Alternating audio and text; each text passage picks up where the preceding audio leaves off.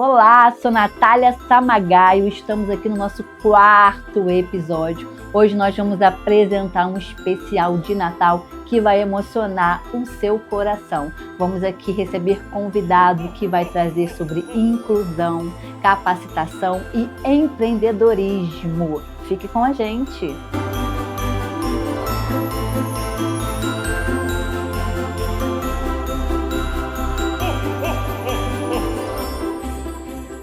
Nosso especial de Natal. Hoje uma parceira como host, né? Nossa psicóloga Tatiana. Muito obrigada pela sua presença. Obrigada a você pelo convite novamente. É um prazer estar aqui com vocês. Seja muito bem-vinda. E agora eu vou apresentar para vocês os nossos convidados especiais, que é a Cláudia e o Gustavo. Muito obrigada pela presença de vocês aqui. Sejam muito bem-vindos ao Atípica Cast.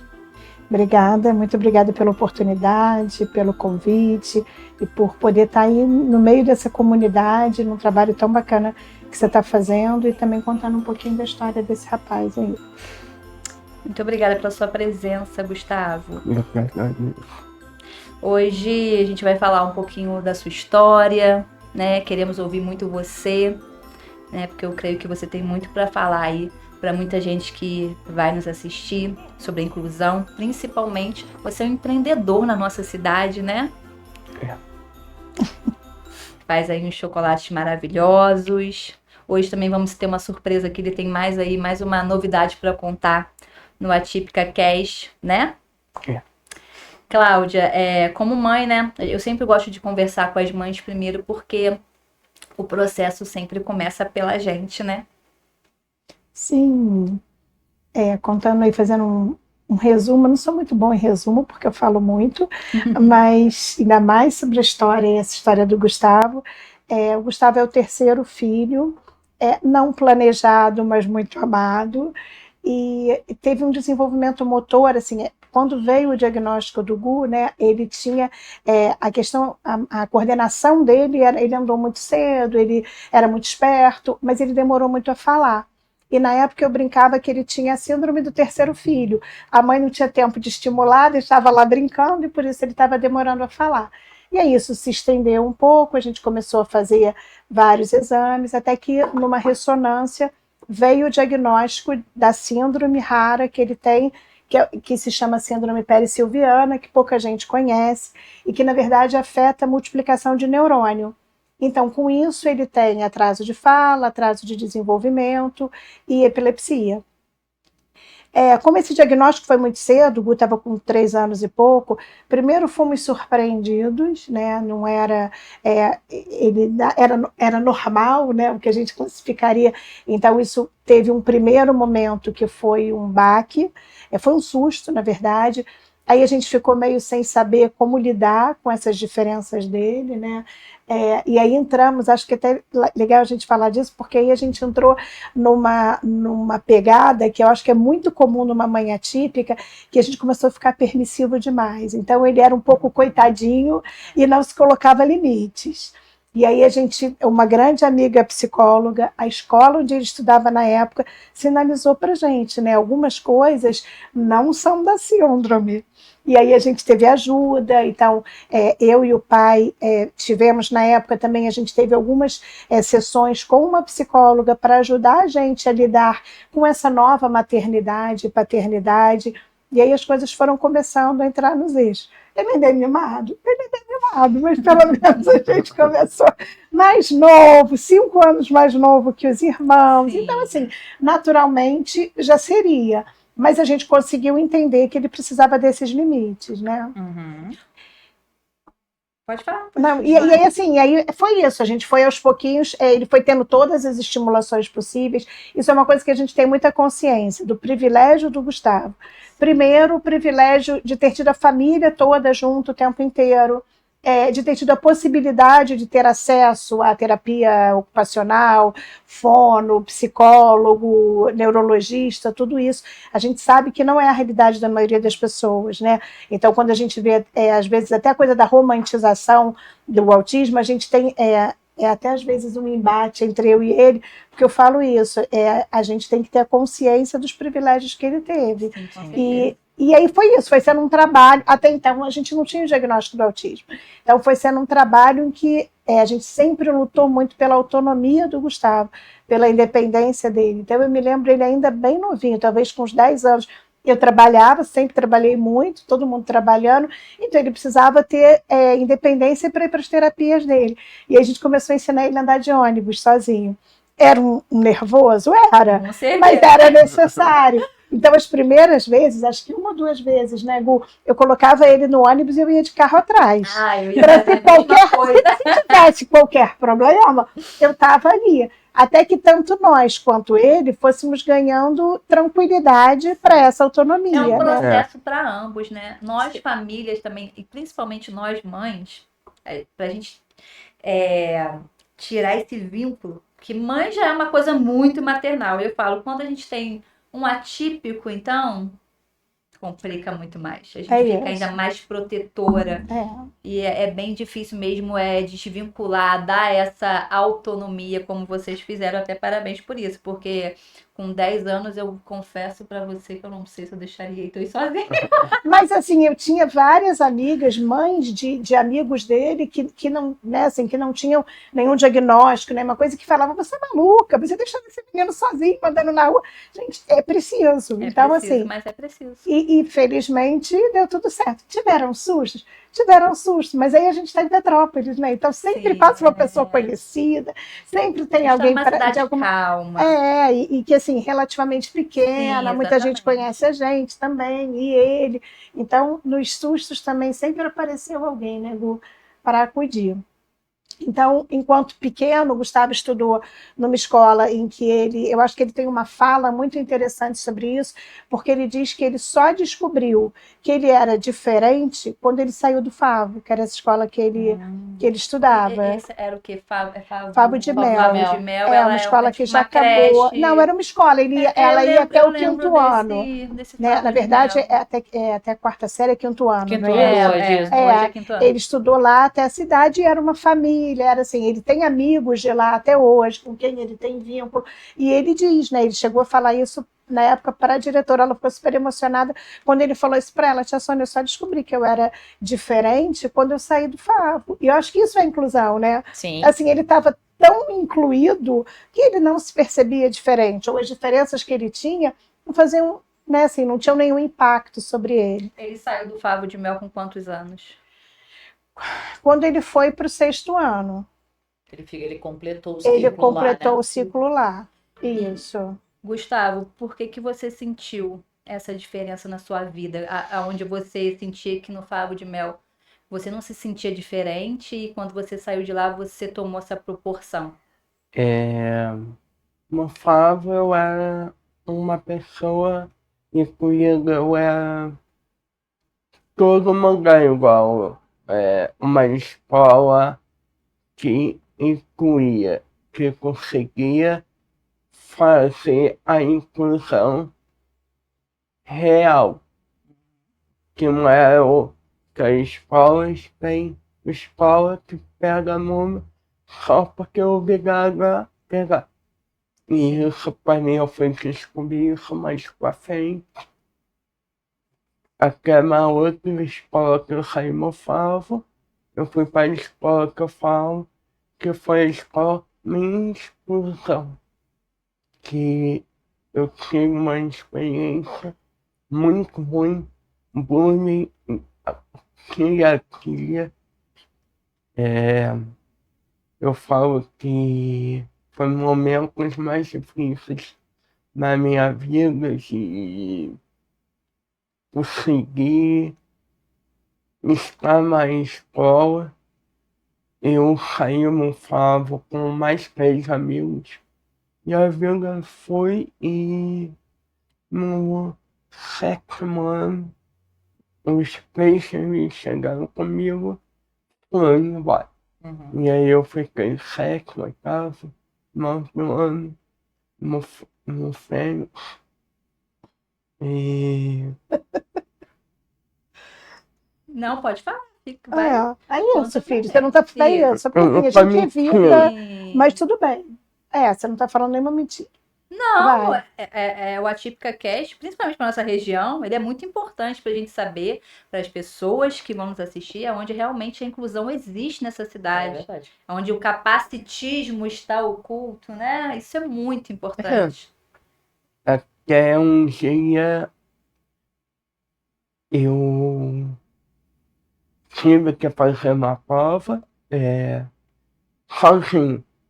E quando eu cheguei para falar com minha mãe e meu pai, é, foi que ela foi falar com a diretora e tal, que aí falaram que eu teria que fazer com acompanhante.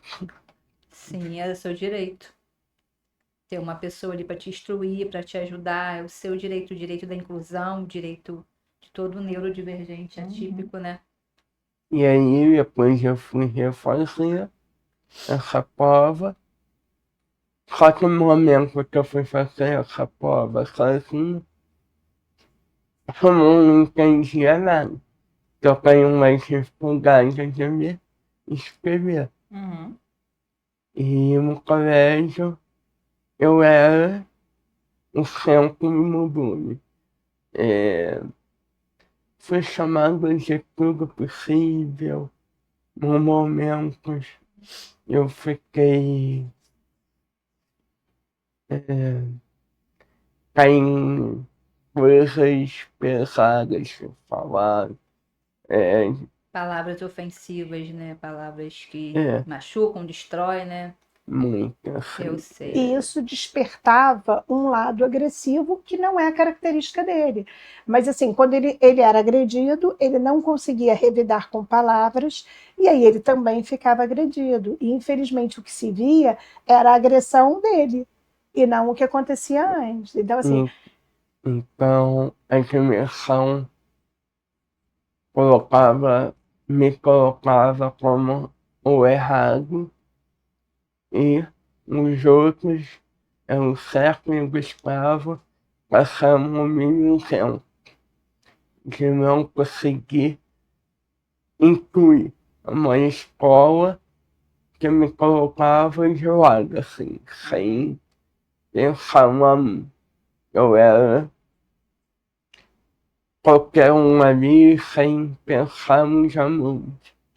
não existia uma inclusão. Na verdade, era aquele modelo de inclusão de depósito. Sim. Ele só estava ali, mas não Era só o existia. número, né, que precisava cumprir. Ele não existia uma inclusão nem social e nem pedagógica.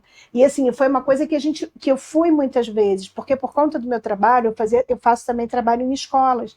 Então eu ia em outras escolas, a gente se ofereceu. Eu deixo o Gustavo um dia em casa, deixa eu vir conversar e explicar um pouco para que os alunos nunca houve espaço para esse tipo de inclusão, né? Então, assim, desculpa, filho, vai. Não, eu vou dar um exemplo. A Houve de uma professora conversando com outra, falando que eu gostava de ser nada na vida. Você ouviu? Você ouviu isso? Ouvi Você mesmo viu. falando, só que ela não sabia que eu estava ouvindo. E isso foi um pouco complicado, mas pra frente, fui chamado de várias coisas. Eu estava na calçada, os outros queriam ir para outra calçada, para não para a mesma calçada. Por minha causa, na minha fala, até um dia ser muito difícil. Aí eu comecei a ver que eu tinha, assim, Crise de ansiedade. aqui que eu tinha essa É idade. porque a alma, o corpo, a mente cansa, né, vai se destruindo por falta da inclusão, do amor, da empatia. Tu estava recebendo todo esse sentimento ruim e trazendo para você, né? É, e Depois eu fui ver de uma turma de 23 alunos, 2 falavam comigo. Isso acontece demais, né? Muito. A É a inclu- maior realidade, na verdade. Esse é o meu maior medo. A coisa era de uma forma que era assim, ele não podia participar de grupo de WhatsApp, se tinha confraternização, alguma coisa da turma, ele não poderia participar. Eles tinham um dia da semana que eles tinham educação física no turno da tarde. Então, que tradicionalmente iam almoçar juntos. O Gustavo não podia almoçar junto, porque ele babava, porque ele, enfim, tinha sempre um motivo assim. Então, ele se refere como a escola da exclusão. É essa expressão que ele usa, né? E aí o ponto alto disso que ele está dizendo foi porque ele tinha uma professora que tinha dado português para ele no 7º, 8º ano, enfim, tinha dado 2 anos de português para ele, que era a grande dificuldade. E aí E ela não me deu um dever. uma atividade adaptada, nada. Ele ficava fazendo Que é o desenho. direito Porque... dele também, atividade adaptada. Que Pois é, é, o mas- é o Pei. PEI, né? Isso. Mas ele não tinha nada disso. Quando chegou no primeiro ano, quando ele terminou o 9º ano, a gente queria que ele saísse dessa escola. E aí eles tentavam me colocar em outra escola para eu tentar mudar. Só que eu não queria ter que recomeçar tudo, querendo ou não, é um lugar que eu conhecia. Tu não queria ir para outra escola e enfrentar mais uma exclusão. Era o né? medo do Medo. desconhecido. É o medo do desconhecido. Porque ali, apesar de estar muito ruim, Ele já conhecia você o que já era conhecia ruim. o que era ruim, né? Exatamente. Que é uma coisa Ele que- sabia o que esperar, Ele até do sabia. ruim, né? E assim, era um lugar em que ele também não era nada cobrado. Então, por exemplo, ele faltava 9 de nota para ele ser aprovado. Ele respondia uma questão na prova e dava uns 9. Não existia nenhuma forma de adaptação, na verdade. E aí, no início do primeiro ano, aí ele foi em outras escolas. Ele ficou com medo, quer dizer, a gente não identificou como medo, ele quis ficar e a gente deixou. E Moonframe foi uma fase muito difícil de eu entender que hoje foi necessário para eu ser a pessoa que eu sou hoje. E aí ele fala isso, eu quase choro. Não, acabou minha maquiagem. Eu tô me segurando muito, porque eu já começo a imaginar. Gente, olha, eu sempre falo quando vem neurodivergente aqui maior, eu já fico muito nervosa e emocionada e preocupada com o Heitor. Mas Eu ele só tem tenho coisas 5 boas para aninhos, falar né? também. É que, Não, assim, mas até essas aí também são boas. não, mas boas que eu digo assim, eu acho que acalmam um pouco o coração das mães. Isso é uma preocupação dele, né? Mas só a gente, daqui a pouco a gente vai chegar nessa questão do adulto neurodivergente, que é uma coisa que o Gustavo hoje milita, entre aspas, muito. Mas então, assim, naquele momento, quando ele começou o primeiro ano naquela escola, e aí tem até um episódio engraçado, né, Gu? Essa professora que tinha dado português para ele e que nunca tinha feito nenhuma inclusão, daria espanhol. Ela não falava comigo. Não, mas aí foi quando ela parou de Difícil falar. português, imagina espanhol. Não, pois aí o que eu fiz? Eu não comprei o livro de espanhol.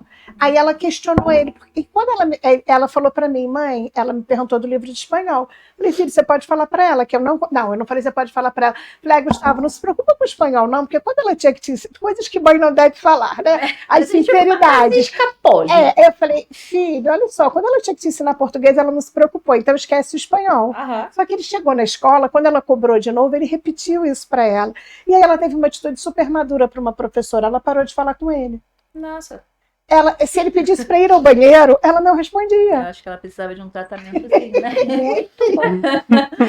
Ai, podia até falar o nome dessa professora, mas não pode. Eu serei cancelada. A gente sabia falar o nome da escola, pedir Eu nome tô da professora. brincando, gente, mas que dá vontade de Mas espalhar posso esse falar, nome por aí. graças a Deus, Deus é tão bom que eu esqueci o nome da professora. Isso aí. Honestamente, se eu tivesse que falar agora, assim, Tu não lembra. eu procurei não me apegar a essas coisas. Com certeza ela aprendeu. Acho que não. Será Acho que ela não? vai seguir sem aprender. Tadinho, que Porque pena. quando o Gu falou que não queria mais ficar na escola, aí teve um dia. Aí contra você. E aí um dia eu cheguei no colégio e começaram a fazer bullying, eu já transformado. Eu fui para um banheiro, fiquei muito tempo lá. Aí eu saí da escola, no horário, e o meu pai foi me buscar. O meu pai foi, me buscou e foi para eu não quero voltar mais para a escola. E aí, tá bom, eu não vai mais. Uhum.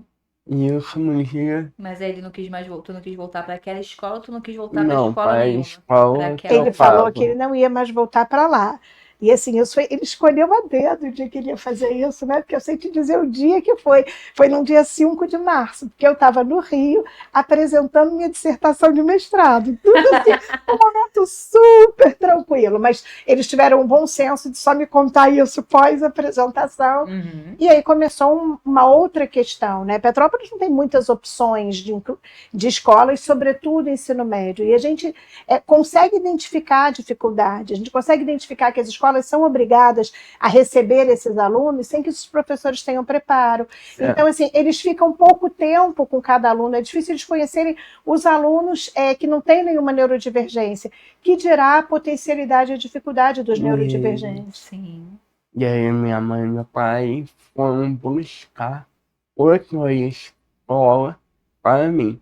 Passou por 3 ou 4 até chegar na escola. Porque não estudar não era uma opção. A gente nunca Uhum. cogitou. Ele já acho que chegou a cogitar, porque ele já estava tão sofrido, né? Mas assim, a gente não. Eu acho E é o que era acontece, normal. assim, né? Super normal, Muita filho, família super. realmente tira e coloca em casa e não quer mais passar por isso. Sim. Então isso é uma força, assim, quando tem uma família com base, né, ou que quer enfrentar mesmo a inclusão, a gente enfrenta tudo isso mesmo. Mas, Mas Natália, se for no cômodo, muitas vezes, quando eu vi, e assim, as crises de ansiedade do Gustavo são muito severas, e muitas vezes, quando eu via, e eu não tenho dúvida que tem várias questões nisso tudo, inclusive neurológicas e do autista, mas que também tem das feridas que ele traz com ele. sim. Então, quando eu via tudo aquilo, eu me questionava, meu Deus, será que teria sido melhor eu desistir Tô maltratando antes? meu filho. Né? Será que eu fiz a melhor escolha? E eu cheguei a perguntar isso para ele, né? Depois, não na época. Na época eu não teve opção de escolha, não. Não, você vai continuar estudando.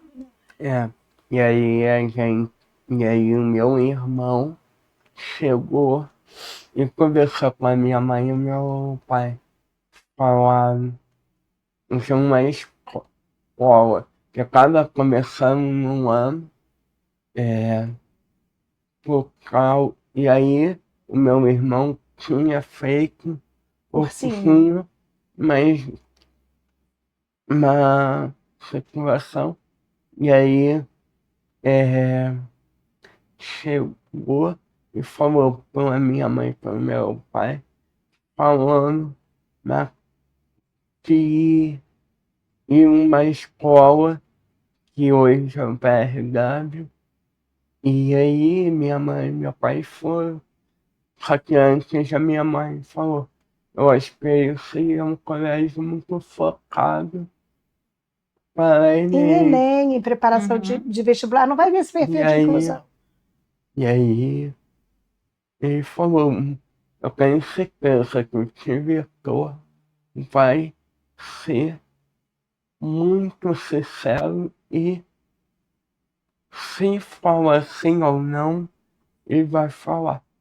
E aí eles foram, isso até você pode falar melhor. E aí, quando a gente foi, na verdade, o PRW estava naquele ano começando a ter ensino médio, que até então era só cursinho.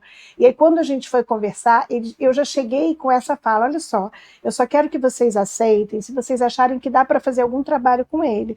Não quero que aceitem. Eu sei que a lei obriga vocês a aceitarem, mas eu não quero que seja uma obrigação. E a gente encontrou uma honestidade. Então, quem acolheu a gente foi o PR, e aí, na época, ele falou: olha, eu não tenho nenhuma experiência com isso, mas a gente tem uma escola parceira do Rio, deixa eu conversar com eles, eu quero ajudar, e assim foi feito, né? Então, assim... E aí, desculpa. Não, pode falar. E aí eles aceitaram, e aí ele falou, vamos fazer um teste primeiro e tal.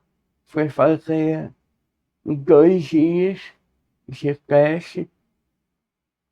E por acaso meu melhor amigo estava estudando naquele colégio.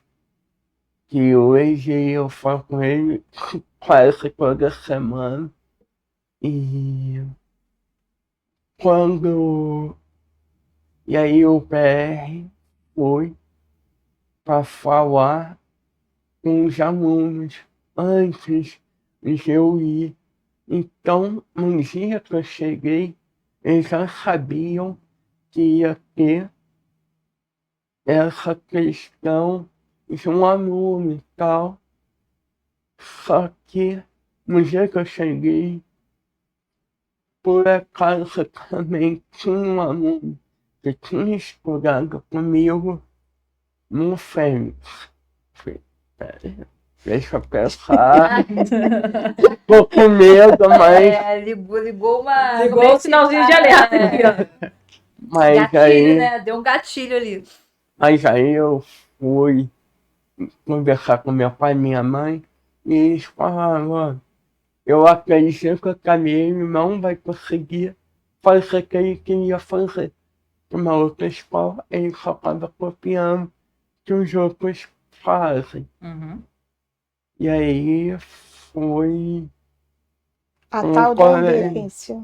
Né? A tal da ambiência. Foi um ambiente em que ele não teve nenhum espaço para ter aquelas atitudes, e que quando ele tentou, ele foi imediatamente cortado, tanto pelos amigos como pela direção. Não cabia aquilo. Né? Então, É. assim, aconteceu de chegar um aluno novo que ainda tentou alguma coisa, na mesma hora aquilo era cortado, né? Era podado. E ele foi muito acolhido por essa turma. Ele voltou a ter amigos. Uhum. Então, assim, foi uma sensação de resgate que foi muito importante, né, Gu? É.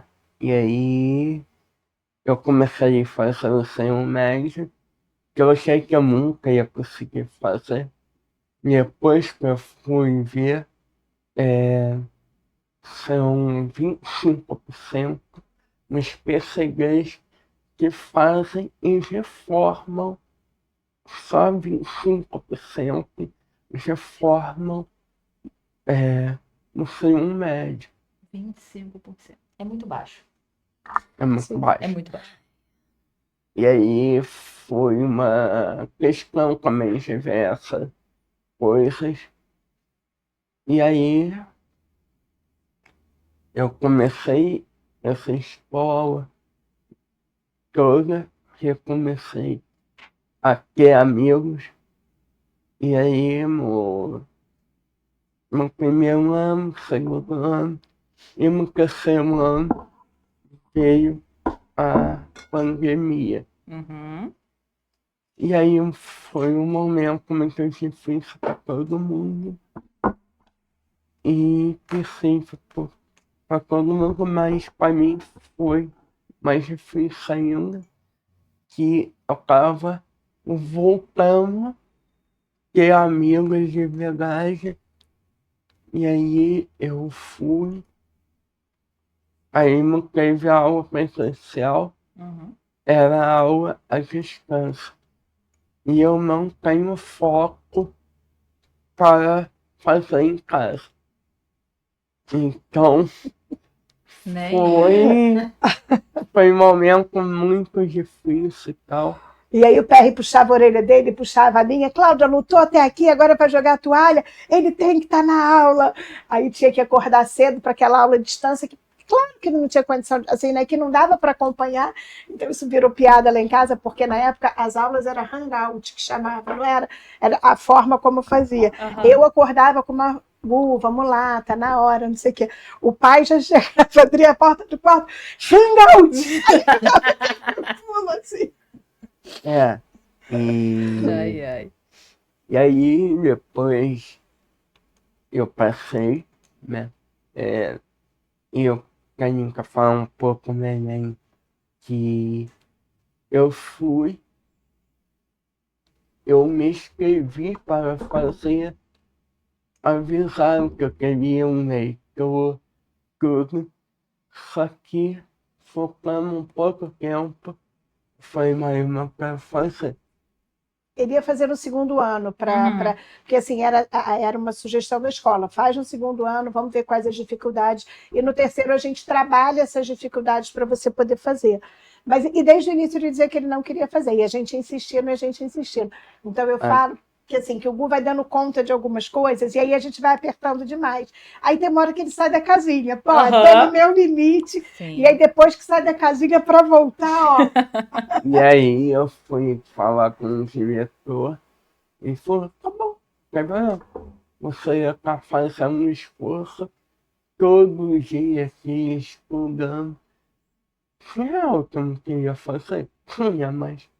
E aí eu fui, terminei, me formei no mesmo ensino médio. Eu tinha começado a fazer um curso Uhum. de confeitaria é, e panificação. E aí, na pandemia parou. Quando voltou a algumas aulas, eu comecei a fazer o curso profissional de confeitaria. E eu falo que a confeitaria é um lugar que eu saio, eu entro em um mundo meu, de conseguir focar naquilo para fazer. Coloco a minha música e vou fazer. A confeitaria te salva, né? Ali o Gustavo é só o Gustavo, né? E no tempo dele, no no seu ritmo tempo, no dele, seu ritmo. com as manias, entre aspas, dele. Então, às vezes, eu ajudo, né? Assim, eu participo bastante e tal, mas assim, tem que ser daquela, na sistemática dele. De Uhum. vez em quando eu ganho os puxões de orelha, assim, tipo, ele chega, mãe, mas assim assim, porque também não vai ser sempre, né? Não é Sim. possível que seja sempre. Mas acho que é legal você falar de como surgiu a Olho Ah, Gordo. Eu ia sim, sim, perguntar sim. isso agora. De Ah, como é que eu, surgiu. é, e sempre e eu, e eu tenho que falar ao meu pai. Meu pai é um cara presente todo dia, toda hora. Se eu precisar, pai, ele vai me responder na hora. E eu sei que é muito difícil ter pais atípicos. Sim. É, e aí eu e o meu pai ficou pensando por onde eu ia conseguir entrar no mercado de trabalho. Uhum. E aí ele criou uma hamburgueria pensando nisso. E aí me colocou para fazer eventos na cidade e tal. Que aí eu comecei a pegar as coisas, entender um pouco mais, e aí tinha momentos de empate, eu com meu pai, Tinha mas hora que dava ruim, né?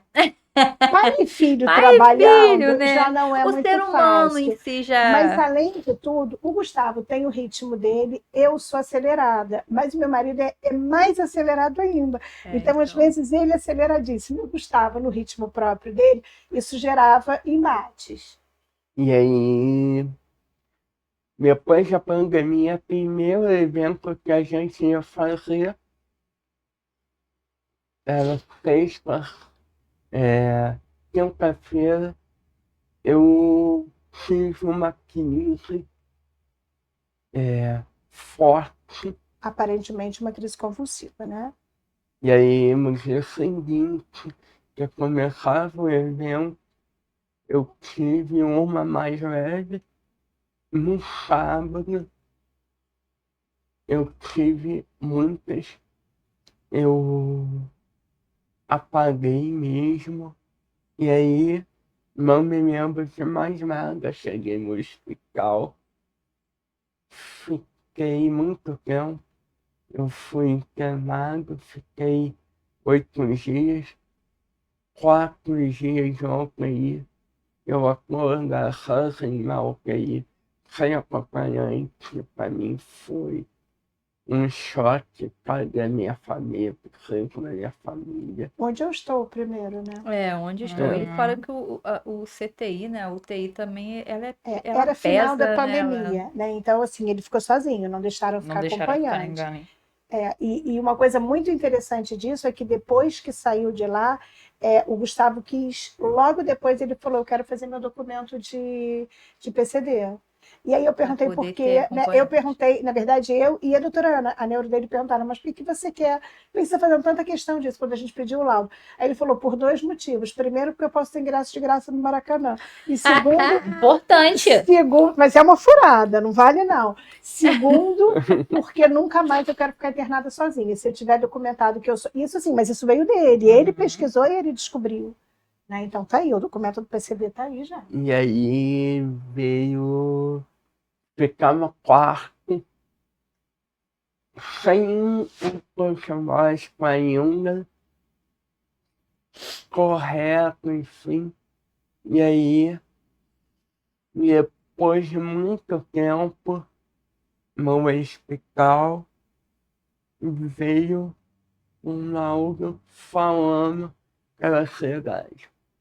Que eram crises conversivas, na verdade, Sim, né? sim. E que não era. E aí eu me lembro quando fechou esse diagnóstico, eu fico muito aliviada, por um lado, pelas questões das sequelas que as convulsões reais deixariam, e muito angustiada por outro. Porque quando é epilético real, você vai medicar e você vai ter controle. Sim. Quando é ansioso, a gente sabe que é multifatorial esse tratamento, né? Exatamente. Não é só a medicação que vai dar conta dessa crise conversiva, não.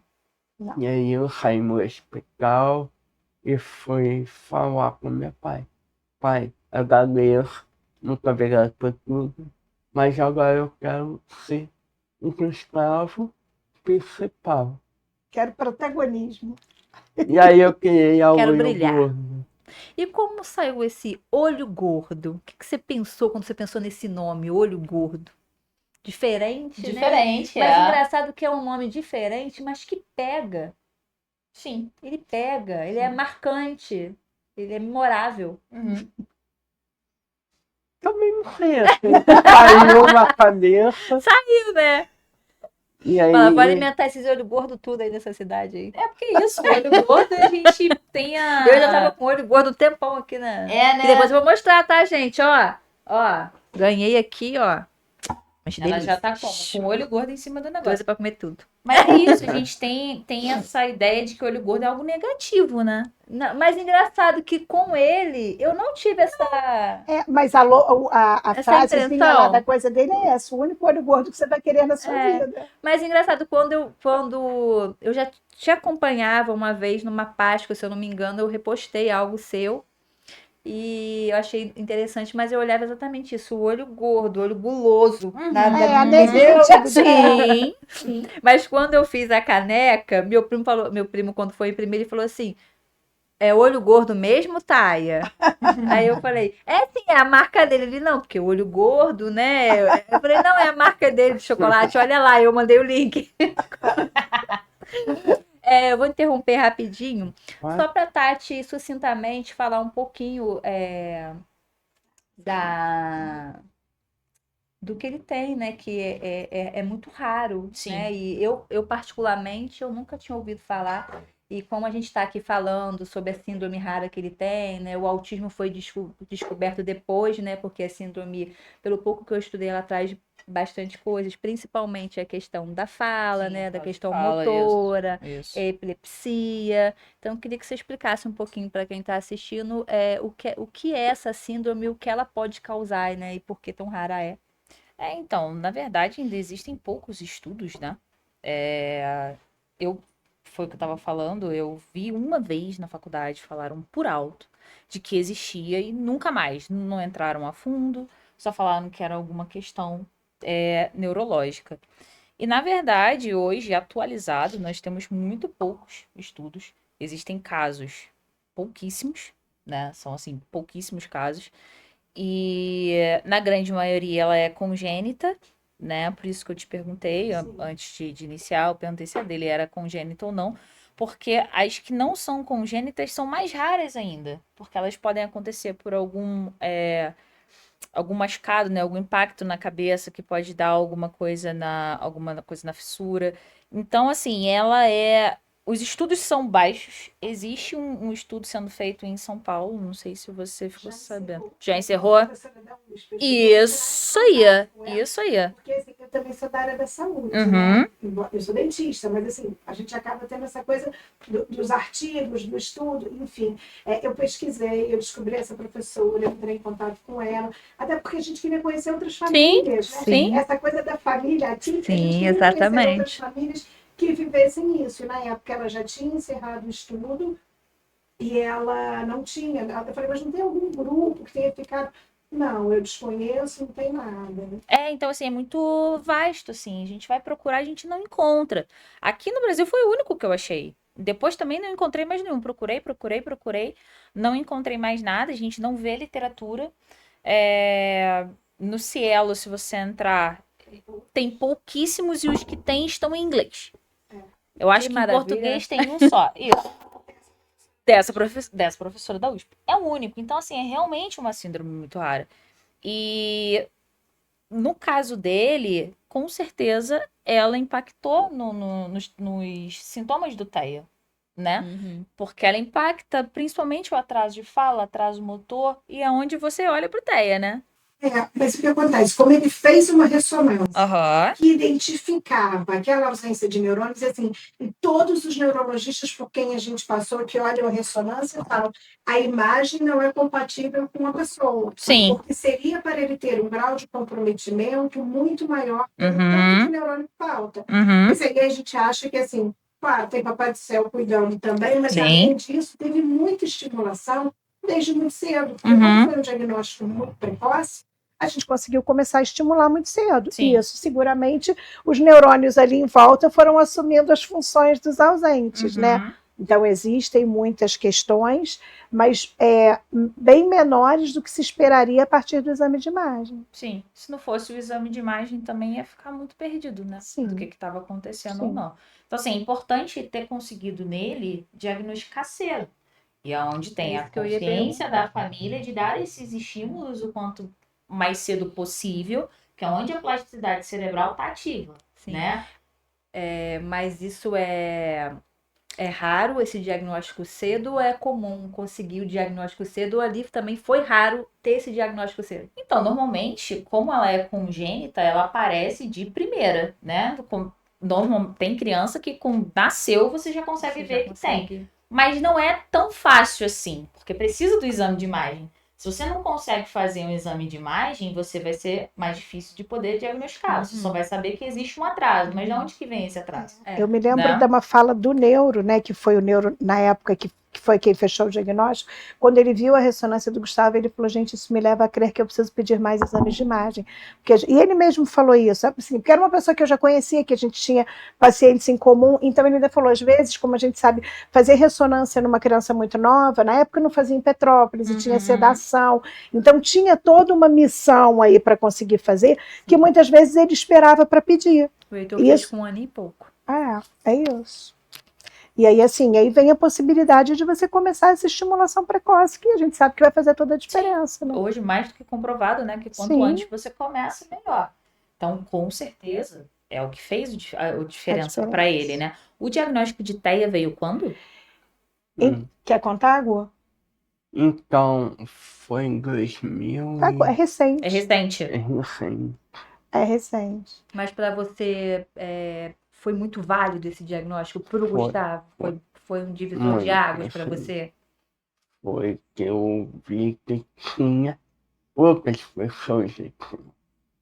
E aí veio esse diagnóstico que me mostrou que era normal algumas coisas que no frente era diferente, assim. Até hoje, por exemplo, se eu não sujo, tem que ter um álcool no meu lado para eu passar antes de fazer.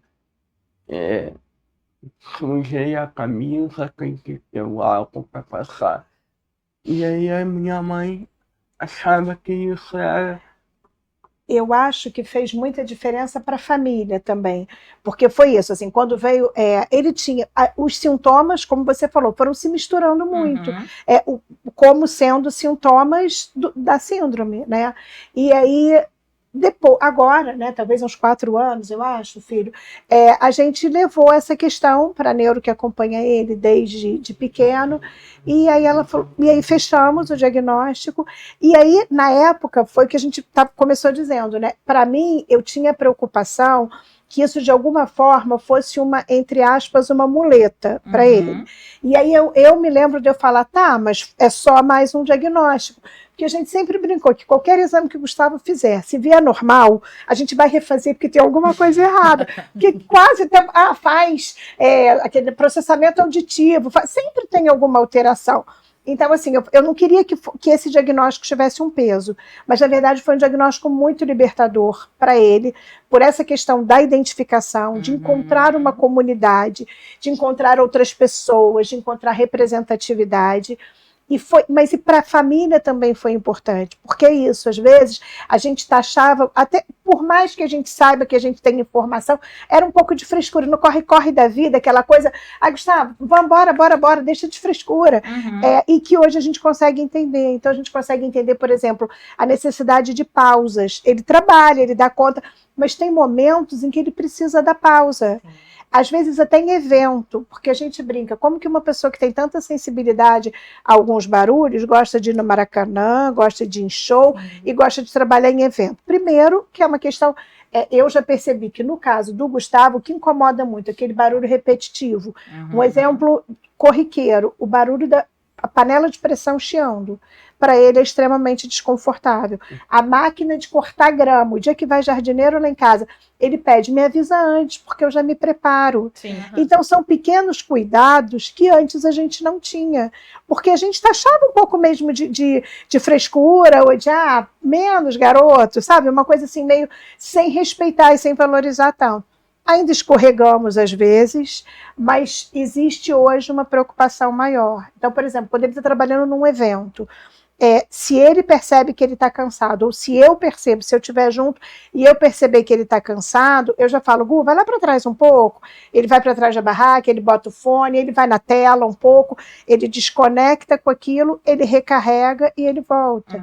A produção dele, né, as coisas que ele faz, ele tem uma cozinha embaixo da nossa casa. Então, às vezes ele precisa dar uma pausa mesmo. Mãe, eu preciso dormir meia hora. Ele agora, essa semana, ele teve uma conversa comigo que ele falou, mãe, no início do ano, eu preciso parar 15 dias. E eu ficava naquela coisa antes, né? Meu filho, empreendedor não para 15 dias, não. Empreendedor, quando para de entrar dinheiro. Mas hoje a gente entende, todo mundo precisa parar, e essa necessidade de pausa dele é diferente. Então, eu acho que o diagnóstico, embora tenha sido tardio, foi um divisor de águas para ele. Teve um outro divisor de águas também, que eu acho que foi quando ele participou de um congresso da pessoa com deficiência, como convidado, e ali ele conseguiu se identificar como uma pessoa com deficiência.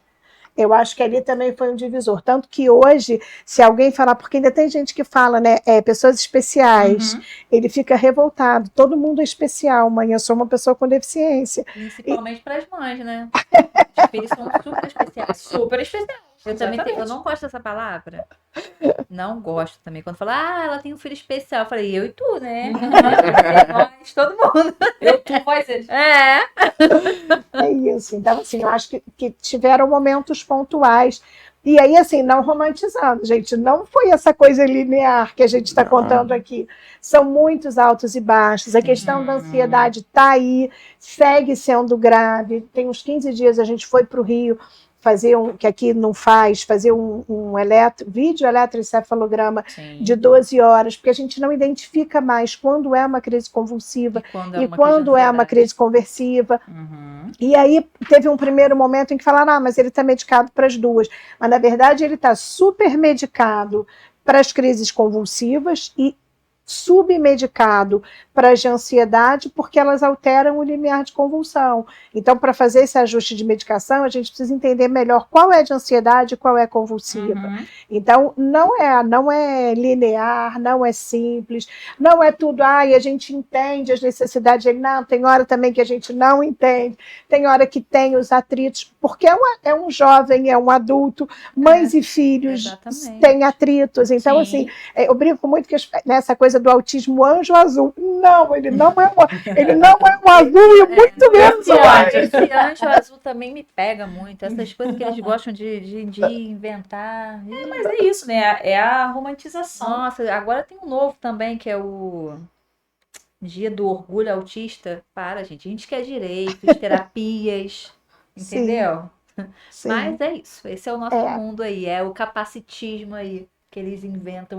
Mas às vezes é um capacitismo cheio de boa intenção, né? Eu acredito que tenha boa intenção, que traga visibilidade, mas é isso, às Só não vezes traz resultado, né? exato, traz uma Necessário visibilidade mesmo, que não vai ser. E aí a gente chega numa outra questão que hoje em dia pega muito para o Gustavo. Se a gente parar para observar, a maioria das políticas públicas são focadas na criança autista. Sim.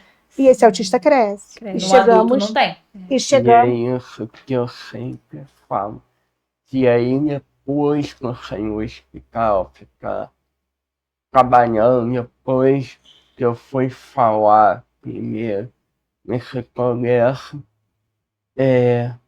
eu fui no Colégio Paulo Paulo Freire. aqui em Petrópolis. Fui fazer uma coisa com eles, foi um negócio mais tranquilo. E aí a minha mãe conversando com uma Ex-professora, você está falando da tia Renata? ex-professora, e ela falou, o Gustavo poderia falar para os meus alunos no outro colégio. Eu falei, posso. E ali eu me conto falando um pouco mais sobre minha história e tal. E aí é isso, assim. Eu me sinto tranquilo de contar um pouco mais para as pessoas entenderem a importância da fala. Exatamente, isso aí. Vocês são muito importantes. E eu tenho gostado muito de trazer assim a questão do autismo, neurodivergente mais adulto, exatamente por isso. Eu tenho essa amplitude, né? Hoje o Heitor é uma 5 criança. aninhos, entendeu? Mas quando o diagnóstico chegou na minha vida, eu nunca pensei no Heitor pequeno e criança. Eu sempre vejo o Heitor crescendo. O que o Heitor vai enfrentar? Como que está preparado para o jovem, para o autista, jovem, adolescente? Não tem. Acaba ali com uns 15, 14 anos, né? Quando chega. Quando chega ali, né? Eu acho que as políticas públicas hoje ela está muito voltada para as crianças mesmo, né? Estourando 13 anos. Passou dali, a gente está muito E defasado. mesmo que você pague, eu tenho condições, eu vou pagar particular para que ele continue. Acho que ainda assim não tem. Eu falo isso porque na minha família tem uma autista já mais velha que ela, quando vai fazer terapia, quando começou a fazer terapia agora, levaram ela para fazer massinha, plantar plantinha, aquilo acabou com ela, ela não quer fazer aquilo ali. Uhum. Então eu acho que nem tem um projeto para adolescente adulto, autista, neurodivergente, PCD, Não tem. né? O sonho, eu tenho muito orgulho, fala, Gudo, que assim, só fazendo uma observação antes, o quanto isso também, essa coisa dele, essa primeira experiência no Paulo Freire, e aí e ali tem todos os tipos de neurodivergentes, inclusive com alto grau de comprometimento, né? E veio da coisa na época, porque minha cunhada trabalhava lá, mas o quanto aquilo impactou a eles também, né? E aí depois que ele teve a oportunidade de ir nessa outra escola, quando ele falou no Congresso dos Autistas, a gente percebe que sempre traz, porque assim, a tua angústia, que já foi a minha angústia, é essa, e quando crescer. Então, de repente, quando você vê um adulto que cresceu e que está aí, empreender no Brasil é difícil pra caramba, mas empreender sendo autista é ainda mais difícil. Mas a Olho Gordo ainda é desse tamaninho? Sim, é desse tamaninho, mas tem o quê? 4 anos, é isso? Tá aí, né? Tá lutando, tá fazendo dele. Então, isso traz acho que traz um certo alento, sabe? Traz conforto, traz otimismo. Isso faz muito bem a ele. Então é uma coisa que ele tem prazer, né, Gu, de falar e de contar essa história. E o meu maior sonho é conseguir criar uma escola, um restaurante escola focado para perceber, para conseguir incluir as pessoas que foram excluídas. Seu maior sonho é criar uma escola, mas uma escola que atende desde pequeno, ou você quer focar mesmo... Não, ele quer um restaurante escola, ele quer uma forma de profissionalizar, ele quer que a Olho você Gordo quer que possa, ela possa ser... contratar outras pessoas com deficiência, Muito legal. para que elas possam ser treinadas e terem as oportunidades que ele indiretamente teve, né? Porque ele teve a possibilidade de fazer curso, de ter as formações, então ele tem muita vontade. E, gente, é muito curioso, porque além dele ter a vontade, o Gustavo tem muito jeito para ensinar. A minha mãe, por exemplo, com as questões de tecnologia, idosa, não sei o quê, ela fala, eu só quero que o Gustavo me ensine, porque o Gustavo tem paciência. Talvez porque como ele tem um ritmo diferente de aprender, então ele tem, hoje na Olho Gordo, ele tem uma menina que ajuda ele, ainda como freelance, a gente quer muito que possa deixar de ser, né, Gu? Vai deixar. Mas assim, o quanto o Gustavo ensina para ela. Claro, ele ensina para todos nós, mas aí eu estou dizendo até na questão técnica, na questão de trabalho mesmo, né? Ele leva muito jeito para isso, assim, é muito legal. E o sonho dele é esse, é ver o Olho Gordo crescer, para ele ter possibilidade de empregar e de ensinar outras pessoas A que Olho nem Gordo vai virar um projeto social. é né? isso. É E isso. vai virar. E Eu vai tenho virar. certeza disso. Eu vou ter muito orgulho de Amém. falar. Ele foi no meu podcast. É isso aí. Aí para você com projeto social, podcast famoso, aí você vai falar, Oh, meu ai, Deus. quando a gente estava lá no começo, Lá no nosso início, que ninguém chegava, gente. Olha onde nós chegamos, né, Gustavo? isso. É isso. Mas é isso, Gustavo, isso aí mesmo. A gente tem que sonhar, tem que planejar. E só quando a gente sente na pele mesmo, é a gente que muda. Sim. É a gente que faz a mudança do mundo. Só quando a gente sente aqui na nossa pele para trazer aí mais futuro para quem está vindo. Para o Heitor, que ainda tem 5 anos, mas vai crescer. E para muitos aí, muitos que não têm oportunidade, que não, às vezes não tem uma família nem para apoiar, não tem um pai presente, uma mãe presente. Ele tem essa estatística, porque isso é uma coisa que ele gosta muito. Quantos porcentos dos pais ficam filhos, você lembra? Ele tem uma cola. Pode pegar com a Ele minha. tem uma cola, porque às vezes a gente fica ouvindo, foi até acho que um dos últimos podcasts que eu estava ouvindo, e meu marido ouvindo junto. E aí ele fala, gente, não tem pai atípico, só fala em mãe. E isso virou uma piada interna, porque quando ele fala alguma coisa que irrita, eu falo, Gustavo, já para implicar com ele, Gustavo, não vamos brigar com ele, não, ele ficou. Ele já faz parte ali da gente que ficou. Isso, É da quantos porcentos minoria. são, É Gu? minoria. Quantos porcentos são? De 78% a 80%, os pais não ficam. 78% a 80%. Eu vivo isso, né, gente? Então eu sei. E é a grande maioria, Grande né? maioria. É, a É grande isso. maioria. Então, assim, até nisso ele reconhece o privilégio dele. Brigam? Claro que sim, mas ele reconhece Eu o brigo muito com a privilégio. minha mãe também. É normal. Não, A gente é diferente demais, entendeu? Eu falo que só Deus também para criar pessoas tão diferentes e formar uma família ali vivendo no mesmo teto, né? Convivenciando com as Nossa. suas diferenças, suas manias. O Gustavo é o terceiro filho, né? Então, assim, nada identifica melhor a diferença. Os meus 2 filhos mais velhos são muito diferentes, assim, muito diferentes. E eu digo que quando veio o diagnóstico do Gustavo, eles pintaram exatamente as diferenças deles. Porque no dia que a gente saiu da consulta, eu já tinha pego o resultado do exame, eu já tinha pesquisado sobre o exame, mas o meu marido ainda estava digerindo tudo aquilo. Quando a gente saiu da consulta com o neurologista, ele ficou muito impactado. E aí o meu outro filho, o Guilherme, né, ele escutou o meu marido falando com o irmão, eu estou arrasado. Ele esperou o pai ir dormir, e aí ele me perguntou, mãe, por que meu pai está arrasado? O que aconteceu com o Gustavo? E assim, isso é uma história que aconteceu há 20 e tantos anos e me emociona até hoje. Porque aí eu expliquei mais ou menos para ele então tem 5 anos de diferença entre vocês? Então o Gustavo estava com 3, ele tinha 8 para 9, talvez. Eu falei para ele o que era e tal, e aí ele falou para mim, mas o meu pai não precisa ficar arrasado, porque se ele veio pra gente, a gente vai dar conta. Isso com 8 anos e uma criança que, assim, a gente nunca foi muito religioso. Somos católicos, mas nunca fomos muito religiosos. Não é dizer uma coisa, é de Deus. Não, aquilo foi a reação dele naquele momento. E hoje em dia o Guilherme é emoção, eles são muito próximos, o Gu tem uma relação de admiração muito grande com ele e tal. E a filha mais velha é a prática da família, sempre foi, não por acaso ela é advogada. Então, quando ela na época estava na casa de uma amiga, quando ela voltou, que eu contei, a pergunta dela para mim foi: isso significa o quê? Ele vai ser lesadinho para sempre?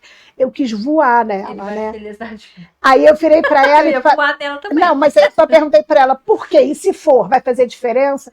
E aí a resposta dela, ela é 3 anos mais velha do que o outro, então se o Guilherme tinha 9, ela tinha 12, quer dizer, 11 ou 12. Aí eu virei para ela e falei, por que vai fazer alguma diferença para você? E aí ela respondeu, para mim nenhuma, eu vou amar ele do mesmo jeito, mas eu fico muito preocupada com todo o bullying que ele vai sofrer. Os dois estavam absolutamente certos e mostra exatamente isso da diferença das pessoas. É o mesmo pai, a mesma mãe, criada no mesmo ambiente, e assim, são muito diferentes. Então, é isso, né? Uma família é composta de várias pessoas diferentes que, logicamente, tem atritos, não tem muito como, vai né? ter atrito. O importante é que no final o amor sempre vem. Sempre, com certeza. Em cada família com o seu jeitinho. Em casa sou eu, Heitor, meu filho mais velho hoje está casado. Então eu sempre falo com o Heitor que o nosso amor vence. Eu e você, meu filho. É isso, né? Isso. Ô Gustavo, hoje você vai apresentar aqui pra gente um livro, né? O livro tá aí, você pode pegar ele. É porque da primeira internação do Gustavo nasceu a Olho Gordo. E esse ano ele teve de novo muitas crises. E aí da segunda internação nasceu esse livro. E ó, o Gustavo, ele... Você não gosta de ficar internado, mas na internação você se inspira, né? Exato. Gustavo ficou internado pela primeira vez e nasceu o Olho Gordo, que depois eu vou apresentar para vocês algumas delícias, mas também o link vai estar lá no Instagram e no canal para vocês acompanharem. E aí, na outra internação, Gustavo criou o Olho Gordo por trás da inclusão, que ainda vai ter o lançamento, e quando tiver eu faço questão que você me avise para eu poder avisar para todo mundo. Esse livro aqui, o que ele significa para você, para sua história, além do Olho Gordo da confeitaria, esse livro aqui? Relação de um sonho, de poder colocar o que eu sinto. Estou muito emocionada. Ai, gente, eu sempre passo vergonha. Não, questão de poder colocar a minha história para mais pessoas. Esse livro eu pensei também ter uma letra um pouco maior para pessoas Ler com mais facilidade, né? facilidade. Eu pensei em montar um livro muito grande para as pessoas conseguirem ler com calma. E Aqui dentro tem o quê? Os teus sentimentos, a tua história, o que você passou, um pouquinho de cada coisa. Um pouquinho de cada coisa, né? Até hoje, né? É. Esse E já aí? é meu, tá, gente? Só pra vocês saberem. Tati, infelizmente você vai no. Não tem problema, eu vou dando Você no vai lançamento. e você Linda compra um, tá? Na verdade, esse livro, eu digo que ele foi uma tábua de salvação. Porque nessa outra, agora, né, em agosto, o Gu voltou a convulsionar muitas vezes e fomos para urgência e não precisou de UTI, mas ficou internado. E aí, muita medicação, ele totalmente grogue, assim, muito chapado mesmo, e ele só queria ficar na cama, ele só queria dormir. E numa das idas nessa escola que ele falou, que é a Escola Paroquial Bom Jesus, os alunos, os adolescentes falaram, nossa, você devia escrever um livro. Ele ainda brincou e falou assim, eu para escrever sou péssimo, não sei o quê, enfim. Então, isso era uma tábua de salvação naqueles momentos em que ele estava muito para baixo e a mãe, obviamente, super angustiada, da incerteza do diagnóstico, do que estava acontecendo, de ver daquele jeito, a gente ia conversando sobre a história dele, sobre os momentos, ia fazendo um resgate mesmo, e ainda me arrepia falar disso. Então a gente conversava, e daí eu transformava isso em texto, aí perguntava para ele, é isso que você quer dizer? Às vezes era, às vezes não era, e a gente ajustava o que precisava ser ajustado, e aí então virou esse projeto do livro, trazendo um pouquinho disso mesmo, né? De como ele se sente, de como foi a construção do homem que o Gustavo é hoje, até aqui. Claro que ainda haverão, ainda temos muita história. 24, né? ainda Novinho, temos né? muita história para contar. Gustavo, ainda tem muito para ensinar, para contar e para trazer. Para você, Cláudia, o que esse livro significa para você? Orgulho. Mas eu acho que assim, eu acho que a história do Gu significa orgulho da resiliência dele, né? Então, dessa capacidade dele de tropeçar e levantar e seguir, dos ideais, de querer, de acreditar que pode ser diferente, que pode ser melhor, de trazer para ele a responsabilidade de também colaborar para que seja diferente, né? De ter voz para falar sobre isso. Então a gente fica muito orgulhoso. E até esses detalhes mesmo, né? Então, quando estava fazendo, ele falava, mãe, eu não quero um livro muito grande, porque uma pessoa com déficit de atenção que nem eu não vai conseguir ler um livro muito grande. Aí a gente mandou depois, né, para a editoração e tal. Mãe, não pode ser uma letra pequena, porque a gente tem que pensar nas pessoas com dificuldade de leitura. Então a gente vê que isso já está muito presente nele. Então dá orgulho de saber que a gente colaborou na construção do homem que ele é hoje. Assim. Com certeza, né? Existe por trás do Gustavo existe uma família gigante, né, Gustavo? E a gente falou do micro, a gente falou o pai, a mãe e os irmãos, mas assim, tem os avós que são super presentes e que estão ali sempre. Eu vi que ele fez uma tatuagem para os avós dele. Isso aí. Tem a assinatura dos avós tatuados, que são super presentes, tem as tias reais, tem as tias do coração. Então, o Hugo sempre foi, eu falo que ele tem o dom de atrair pessoas muito especiais para perto dele. Então, felizmente, eles tiveram esses episódios duros, tristes, que ajudaram, de uma certa forma, a construir a pessoa que ele é, mas ele também foi sempre cercado de muito afeto, e isso também é muito importante. Isso faz né? muita diferença, faz muita diferença, o amor, o afeto. E também forçar, né? Igual você. A gente precisa entender que existe ali um adolescente, uma criança, um homem se formando, que a gente quer trazer essa independência mesmo. Hoje ele é independente, né? Assim, né? Tem o trabalho dele, continua sonhando para não só realizar, né, coisas pessoais, mas para mudar a vida de um monte de gente. Isso é muito lindo, né? E é o que a gente precisa, né? Assim como eu tenho a Típica Cast hoje para trazer a história de vocês e tentar mudar mais histórias, você tá fazendo isso com o teu sonho, com o livro, né? Cada pedacinho que tu tem aí para contar. Cláudia, o que você diria? O que você gostaria de deixar algum recado para alguma mãe? A síndrome dele é raríssima, né? Mas tem o autismo, tem aí uma família que ajudou o filho a ser empreendedor, que ajuda ele a trilhar um caminho, que apoia ele em tudo. Qual o recado que você gostaria de deixar hoje para quem está nos assistindo, até mesmo para quem não é mãe atípica, né? As mães típicas também. Primeiro, respeito, né? Eu acho que todas as relações começam pelo respeito. Gustavo fala muito disso, né? Então eu acho que isso, que assim, a gente precisa ensinar o respeito dentro de casa, para os típicos e para os atípicos, porque são o mundo que eles vão encontrar, né? O mundo está cada vez mais diverso, então, seja na escola, no ambiente de trabalho, a gente tem que preparar os nossos filhos para essa diversidade, sempre com respeito.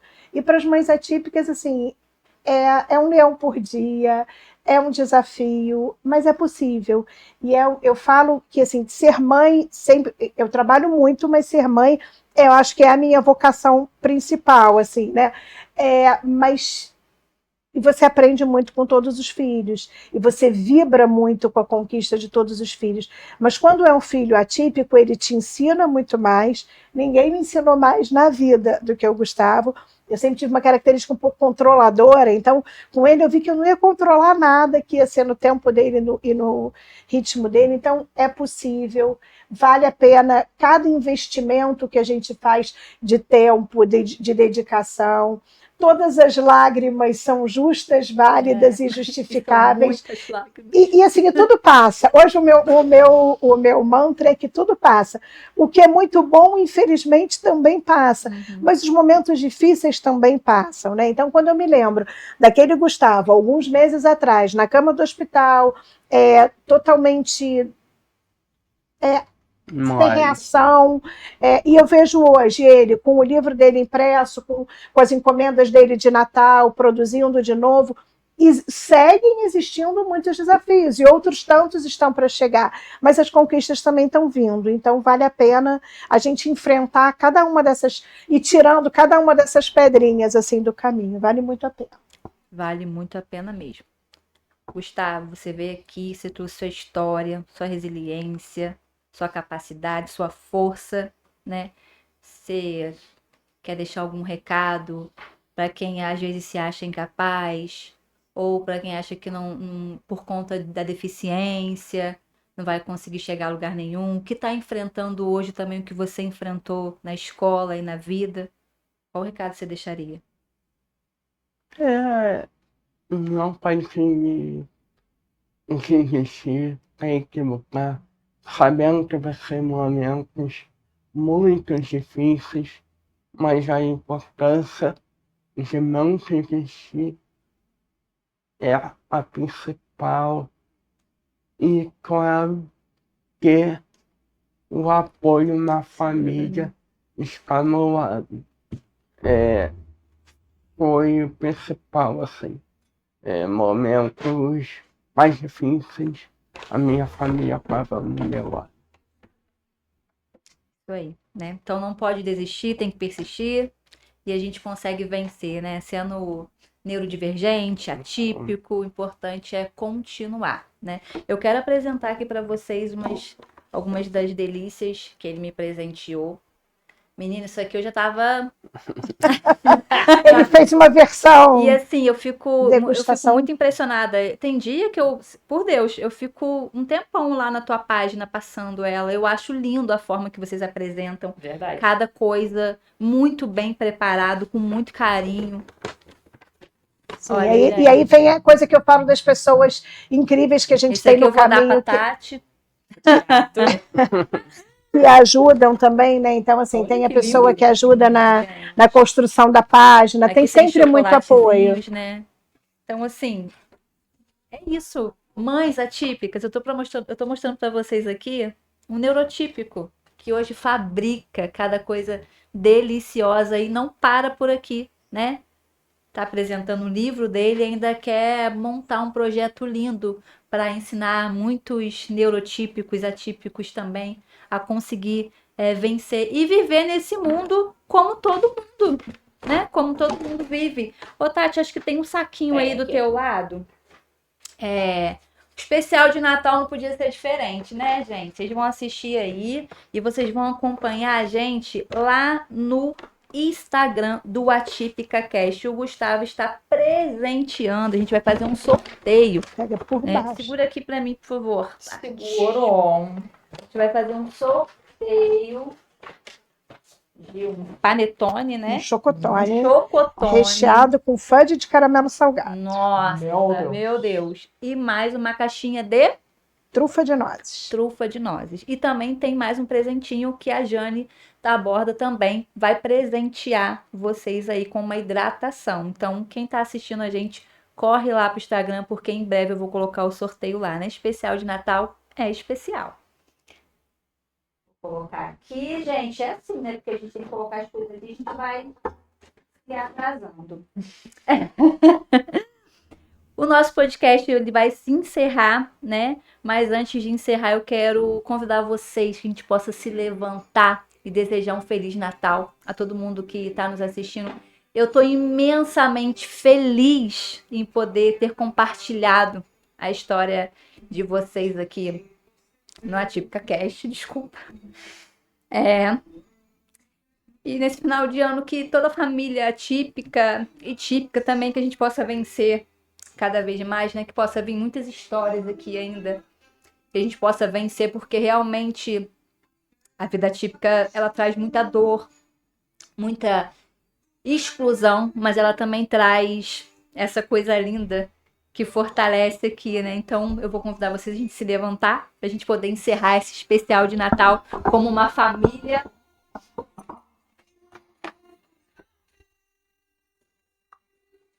Que a gente possa encerrar, porque é isso que a TipcaCast é. Ele é uma família e aqui a gente vai desejar junto um Feliz Natal para todo mundo. Então a gente deseja Feliz Natal! Muito obrigada pela presença. Família, nós todos. At the frosty party hop, candles glow and where you can see every heart begins to stop. Rocking around the winter tree, let the joyful laughter ring.